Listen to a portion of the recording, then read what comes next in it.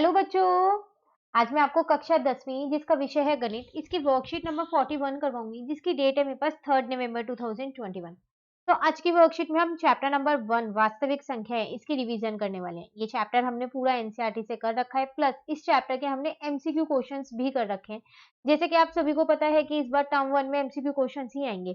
तो चैप्टर की link plus MCQ questions की लिंक दोनों ही आपको नीचे डिस्क्रिप्शन में मिल जाएंगी। आप वहां से एनसीईआरटी से इस चैप्टर को भी प्रिपेयर कर लीजिए और एमसीक्यू क्वेश्चंस भी कर लीजिएगा इसके। ठीक है, चलिए देख लेते हैं क्या है वास्तविक संख्या। देखो, वास्तविक संख्या में हमने दो तरीके की संख्याएं पढ़ी थी, एक परिमेय संख्या और एक अपरिमेय संख्या, है ना। तो परिमेय संख्या तो वो संख्या थी जिसको हम p अपॉन क्यू के रूप में लिख सकते थे, और अपरिमेय संख्या वो संख्या थी जिनको हम p अपॉन क्यू के रूप में नहीं लिख सकते थे, वही थी ना। ठीक है, अब अगर हम इसके दशमलव प्रसार की बात करें तो परिमेय संख्या के दो तरीके से दशमलव प्रसार हो सकते हैं, एक शांत और एक अशांत आवर्ती। शांत दशमलव प्रसार का मतलब ये होता है कि जब भी आप किसी दो नंबर्स को डिवाइड करोगे तो वो पूरा पूरा डिवाइड हो जाएगा, पूरा पूरा भाग हो जाएगा। ठीक है, रिमाइंडर आपका 0 आ जाएगा। और अशांत आवर्ती का मतलब होता है कि वो पूरा पूरा डिवाइड नहीं होगा, लेकिन हाँ, दशमलव के बाद एक संख्या के बाद वो अपने आप को दोहराने लगेगा, मतलब वही संख्याएं दोहराने लगेंगी। ठीक है, उसी तरीके से हमने अपरिमेय संख्या में अगर इसका दशमलव प्रसार देखें तो एक ही तरीके का होता है, वो होता है अशांत अनावर्ती। मतलब ना तो वो पूरा पूरा खत्म होता और ना ही उसमें कोई भी संख्या दोहराती है। ठीक है, तो ये तो हमने बात की तब की जब हमारे को भाग करके देखना पड़ेगा। भाग करेंगे तभी पता चलेगा कि वो पूरा पूरा डिवाइड हो रहा है या फिर नहीं हो रहा है ना। लेकिन आप बिना भाग करे भी जान सकते हैं, वो कैसे? अगर आप किसी भी संख्या का हर देख लें, ठीक है, भिन्न का। जैसे मैं कहूँ 4/10 है तो इसका हर देख लो, उसी तरीके से मान लो 4/45 है तो इसका हर देख लो। तो आप परिमेय संख्या में बिना भाग करे भी बता सकते हो कि वो उसका दशमलव प्रसार शांत है या फिर अशांत आवर्ती है। वो कैसे? अगर इनके जो हर है वो 2n इंटू 5n के रूप में हुए, मतलब कि जब आप उसका गुणनखंड निकालोगे उनके हर का, अगर वो 2 और 5 के रूप में आते हैं तो वो शांत है। लेकिन अगर वो 2 और 5 के अलावा कोई और संख्या भी आती है उसमें, उसके गुणनखंड में, तो वो शांत नहीं है, तो वो अशांत आवर्ती है। ठीक है, उदाहरण के तौर पे मैंने आपको यहाँ दिया 4/10 है, तो अगर आप 10 के गुणनखंड देखो तो 2 इंटू 5 है, तो इसका मतलब ये शांत आवर्ती है, शांत दशमलव प्रसार है इसका। लेकिन अगर आप 45 के गुणनखंड देखो तो 5 9 जो आता है, तो 5 इंटू 3 है। तो आप देख रहे हो यहाँ पर 5 के साथ साथ 3 भी है गुणनखंड में, तो ये आपके पास अशांत आवर्ती है। तो बिना भाग करे भी आप परिमेय संख्याओं का दशमलव प्रसार जान सकते हैं। ठीक है, और अपरिमेय का तो आपको पता ही है, जो खत्म भी नहीं हो रहा और अपने आप को दोहरा भी नहीं रहा। ठीक है, चलिए उसके बाद अगर हम यहाँ पर देखें तो आपको यहाँ पर क्या दे रखा है? अंकगणित की आधारभूत प्रमेय। क्या है ये? देखो, जो भाज्य संख्याएं होती है ना, अभाज्य संख्याओं के गुणनफल के रूप में होती है। भाज्य संख्या वो संख्याएं होती हैं जो औरों की टेबल में भी आती है। अगर मैं उदाहरण के तौर पे आपको बोलूं, यहाँ पर 10 ले लेते हैं, तो देखो 10 जो है ये भाज्य संख्या है, लेकिन ये 2 इंटू 5 इसके गुणनखंड है, और 2 और 5 दोनों ही अभाज्य संख्या है जो किसी और की टेबल में नहीं आती है। तो वही वो कह रहा है कि जो भाज्य संख्याएं होती है ना, वो अभाज्य संख्याएं के गुणनफल के रूप में होती है। गुणनफल मतलब मल्टीप्लाई कर दो। तो आप कोई भी अभाज्य संख्याओं को मल्टीप्लाई करोगे तो एक भाज्य संख्या आपको मिल जाएगी। ठीक है, उसके बाद कह रहा है अभाज्य गुणनखंड अद्वितीय होते हैं, अभाज्य गुणनखंड के क्रम से अप्रभावित। मतलब आप इनको कैसे भी इनका गुणनखंड निकाल लो, आंसर आपका दोनों ही केस में एक जैसा आना है। कई बार ऐसा होता है कि मैंने इसको 2 इंटू 5 लिख दिया, आपने इसको 5 इंटू 2 लिख दिया, लेकिन बात तो दोनों ही केस में एक है। तो उनके जो क्रम है उसके अकॉर्डिंग नहीं देखना है, वो आगे पीछे हो सकते हैं, लेकिन इनके जो गुणनखंड होते हैं वो एक जैसे ही होते हैं। ठीक है, उसके बाद कुछ सूत्र आपको यहाँ पर दे रखे हैं। सूत्र बहुत आसान है, हमने चैप्टर नंबर 1 में किया है ये, कि जो एचसीएफ इंटू में एलसीएम होता है वो क्या होता है? आपके पास दो जो संख्या है, जिन दो संख्याओं का हमने एचसीएफ और एलसीएम निकाला है उनका गुणनफल होता है। तो अगर मैंने एचसीएफ और एलसीएम ए और बी का निकाला है तो वो किसके बराबर होगा? HCF into LCM is equals to में क्या होगा? ए इंटू में बी। उन दोनों ही संख्या का क्या हो जाएगा? गुना। ठीक है, ये आपके पास एक सूत्र है और इस सूत्र से बहुत सारे क्वेश्चंस आ जाते हैं पेपर में। ठीक है, चलिए अब कुछ क्वेश्चंस हमें दे रखे हैं। कह रहा है कितने दशमलव स्थानों के पश्चात संख्या, आपको एक संख्या दे रखी है, का दशमलव प्रसार शांत होगा। कह रहा है बताओ कितने दशमलव प्रसारों के बाद इस संख्या का जो दशमलव प्रसार है वो शांत होगा। तो देखो यहाँ पर आपके पास लिखा है 53/2 की घात 3 है, 2 की घात 3 और 5 की घात 2। जिसकी घात बड़ी होती है ना उतने दशमलव स्थानों के बाद होता है। तो यहाँ 3 बड़ा है, 2 की घात 3 तो 3 बड़ा है ना, तो यहाँ लिख देंगे हम 3 दशमलव स्थानों के बाद। 3 दशमलव स्थानों के बाद। क्लियर?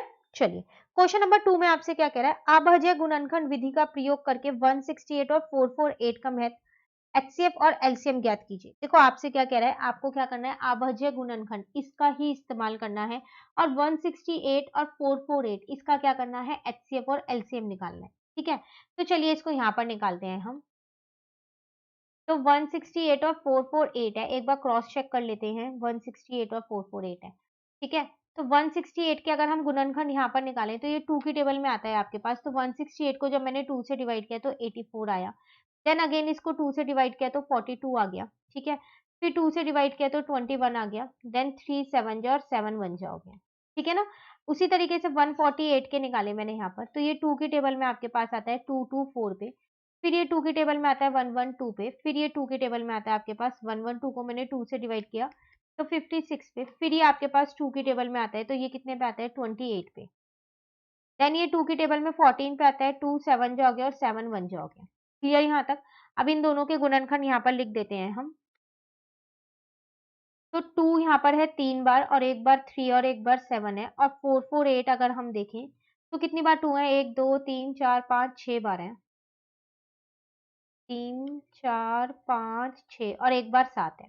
ठीक है, अब देखो एचसीएफ कैसे निकलेगा, जो आपके पास उभयनिष्ठ होंगे, एक ये दोनों, दो इसमें, ये दो इसमें और ये 7 है, तो इसका मतलब 2 इंटू 2 इंटू 2 इंटू में 7। ठीक है ना, तो 2 2 जा 4 2 जा 8, 8 इंटू में 7 हो जाएगा 56। ये आ गया आपका एचसीएफ। बात करें अगर हम अपने एलसीएम की, तो जो उभयनिष्ठ है वो तो लिखते ही लिखते हैं इसके अंदर, तो वो तो मैंने ऐसे ही लिख दिए, और जो उभयनिष्ठ नहीं है जैसा कि 3 है और 3 बार 2 है, उनको भी लिखना होता है। ठीक है, तो देखो यहाँ तक तो आपके पास 56 ही आ गया था, उसके बाद आप क्या करोगे, 56 में 3 को इंटू करोगे तो 168 आ जाएगा। अब 168 में 2 2 जा 4 2 जा 8 को इंटू कर लो तो आपके पास 1344 आ जाएगा। आप चाहो तो इसे क्रॉस चेक भी कर सकते हो, अभी मैंने आपको बताया था अगर आपको जांच करनी है तो वो भी कर सकते हो। क्वेश्चन में बोला नहीं है पर फिर भी मैं आपको एक बार बता रही हूँ कि जो एचसीएफ इंटू एलसीएम होता है वो इन दोनों नंबर का ही गुणनखंड है और कुछ नहीं है। तो ये आपका 56 निकला है और ये आपका 1344 निकला है। ठीक है, अब देखो अगर आप 168 को 448 से गुना करोगे ना तो आपका 75264 आएगा। उसी तरीके से अगर आप एचसीएफ को अपने एलसीएम से गुना करोगे तो 56 मैं आपको करके ही बता देती हूँ, तो आपका तब भी यही आंसर आ रहा है, दोनों केस में सेम आ रहा है, इसका मतलब आपने एचसीएफ और एलसीएम एकदम सही निकाले हैं। क्लियर? चलिए आ जाते हैं क्वेश्चन नंबर 3 पे। कह रहा है यदि एचसीएफ, आपको दो संख्याओं का एचसीएफ दे रखा है तो एलसीएम ज्ञात कीजिए, तो उन्हीं दो संख्याओं का एलसीएम निकालना है। तो जो अभी हमने जांच करने के टाइम पे सूत्र लगाया उससे निकाल लेते हैं, तो ये तो आसान है फिर हमारे पास। तो क्वेश्चन नंबर 3 है हमारे पास, तो यहाँ लिख देते हैं एचसीएफ इंटू में एलसीएम इज इक्वल्स टू में कौन से दो नंबर है, 64 है और 108 है। ये आपको 4 दे रखा है, ये आपको दे ही नहीं रखा है, यहाँ पर आ जाएगा 64 इंटू में 108। तो एलसीएम कितना आ जाएगा आपके पास, 64 इंटू में 108 डिवाइडेड बाय 4, इसको इससे काटा तो 16 आ जाएगा, क्योंकि 4 की टेबल में 64 जो है वो 16 पे आता है। ठीक है, अब 16 को क्या करते हैं, 108 से इंटू कर देते हैं, तो एलसीएम आपका निकल के आ गया 1728। ये आपका आंसर था। आसान क्वेश्चन नंबर 3। चलिए आ जाते हैं क्वेश्चन नंबर 4 पे। कह रहे हैं वास्तव में विभाजन किए बिना दी गई परिमेय संख्याओं के दशमलव प्रसार शांत या अशांत आवर्ती ज्ञात कीजिए। कह रहा है आपको मतलब क्या करना है, विभाजन मतलब भाग नहीं करना, बिना भाग करे बताओ कि इनके दशमलव प्रसार शांत होंगे या अशांत आवर्ती होंगे। अभी हम ऊपर ऐसा जान के आए हैं कि अगर हम उनके हर के गुणनखंड देख लें, वो 2 और 5 के रूप में है तो वो शांत होंगे, नहीं तो वो अशांत आवर्ती होंगे, है ना।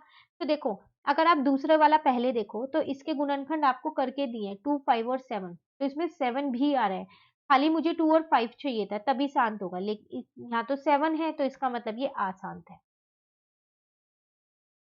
ठीक है, उसी तरीके से अगर आप थर्ड पार्ट देखो उसमें 2 और 5 ही है और कोई नहीं है, तो इसका मतलब ये शांत है।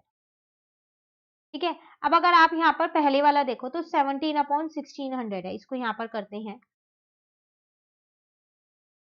तो 1600 के अगर मैं गुणनखंड देखूं यहाँ पर, तो 2 की टेबल में ये 800 पे आता है, देन 2 की टेबल में ये 400 पे आता है, देन 2 की टेबल में ये 200 पे आता है, फिर 2 की टेबल में 100 पे आता है, 2 की टेबल में 50 पे आता है, 2 की टेबल में 25 पे आता है, फिर 5 की टेबल में 5 पे आता है, 5 की टेबल में 1 पे आता है। ठीक है, तो 1 2 3 4 5, 1 2 3 4 5 6 टाइम्स है यहाँ पर। अब 5 कितना है, 2 टाइम्स, तो आप देख रहे हो ये 2 और 5 के ही रूप में तो है, तो ये शांत है आपके।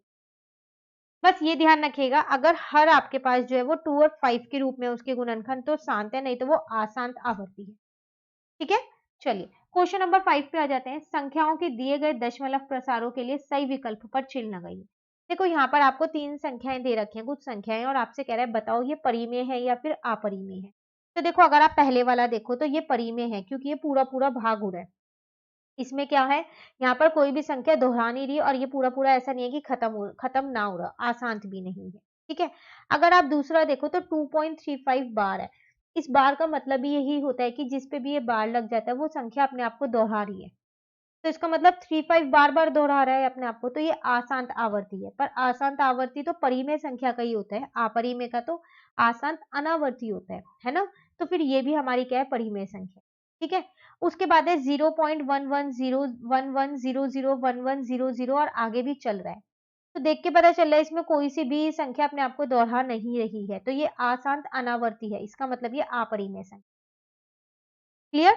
तो ये थी हमारे पास छोटी-सी वर्कशीट, वर्कशीट नंबर 41। कोई भी डाउट हो तो आप कमेंट करके पूछ लीजिएगा, वर्कशीट खुद करने की कोशिश कीजिएगा, ठीक है? अब नेक्स्ट वर्कशीट नेक्स्ट वीडियो में समझेंगे। तो अगर आपको ये वीडियो अच्छी लगी तो लाइक ज़रूर कीजिएगा और मेरे चैनल को सब्सक्राइब कीजिए। Thank you.